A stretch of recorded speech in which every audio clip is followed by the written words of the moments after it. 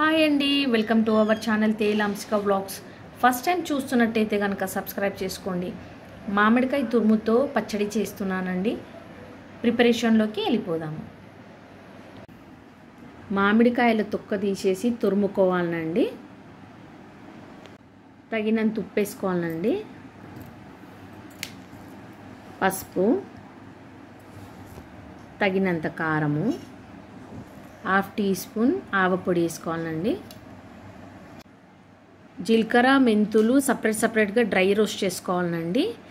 Half tea spoon జీలకర్ర పొడి వేసుకోవాలండి. పావు టీ స్పూన్ మెంతి పొడి వేసుకోవాలండి. మొత్తము అంతా కలుపుకోవాలండి. ఇప్పుడు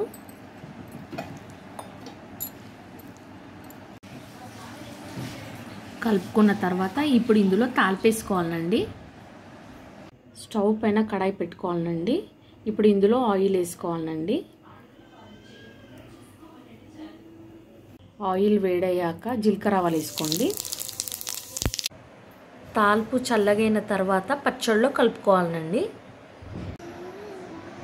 తాల్పు చల్లగా అయిపోయిందండి. ఇప్పుడు ఇది పచ్చళ్ళలో కలుపుదాము. ఒకసారి మొత్తం కలుపుకోండి.